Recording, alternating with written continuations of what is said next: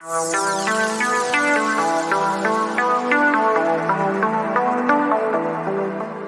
create the while loop, we're going to first of all have a variable.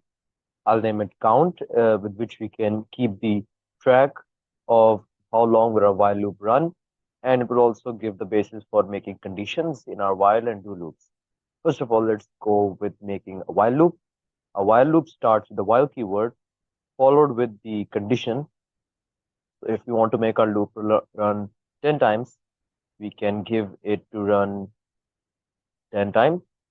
So we have given the condition that keep on running as long as the count is less than 10.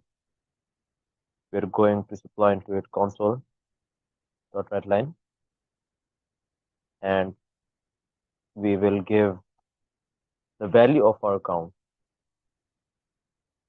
If we run this program, you can see that it has started an infinite loop and the count is not incrementing at all. So we should also increment count by +1 in order to meet the condition which is supplied in the while loop. Here we're incrementing it by +1 after giving the output. If you run the program, you can see that it has given us the output from 0 to 9. We can bring the count above the output. And now if we run the program, it will give us from 1 to 10. It's still looping 10 times. We can pass the execution of an iteration just like we did in the for loop. So if you want to skip a specific iteration, we can use the continue keyword followed with the while keyword, because we are going to continue to the next iteration of the while loop. We want to specify which iteration we want to skip. So we can do that by giving a simple if condition. If count is equals to 4, then we continue on to the next iteration. After the continue while, the execution does not go to the next command in the loop, but rather it goes to the next iteration, meaning that it will start again from the start of the loop. Now, if we run this, you can see that it has again given us the output, but it has skipped 4 out of it because we did not output the value 4 as we had went on to the next iteration. If we want to exit out of the loop even before the condition is met, we can do that by using the exit keyword followed with the keyword of the loop. We can again in this case supply on which count or iteration we want to exit the loop. If we say that we want to exit the loop when the count is equals to suppose 7,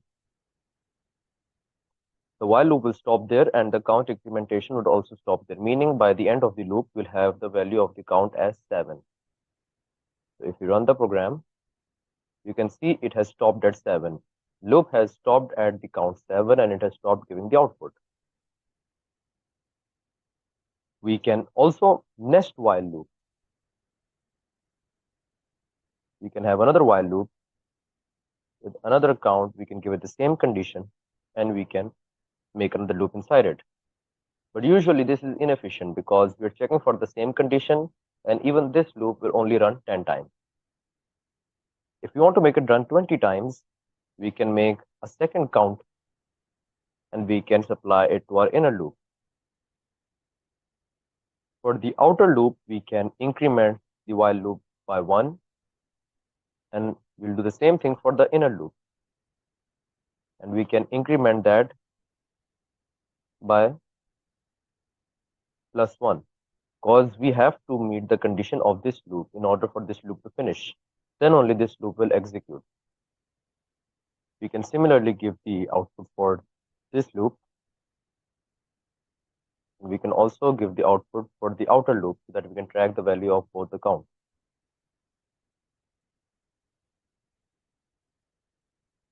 If we run the program now, you can see that for the first one, it has given us the 0 value. For the second one, it has given us all 10. And that's because we're checking for the value of the count while we're in the second count value, and we're checking for the count 2 while we're in the outer loop. To check for the while loop, this while loop count, we can simply give the count variable here, and we can remove it from here. Now, if you run the program, you can see that it has incremented from 1 to 10 and then again from 1 to 10. So basically, it had run the inner loop 10 times and then it run the outer loop 10 times. That was an example of a while loop and a nested while loop inside it. But what about do loops? Do loops offer much more flexibility than while loops. The base for the do loop consists of the do and the loop keyword. And initially, this is a perfectly valid loop. However, it's infinite and it cannot stop because no condition is being supplied to it.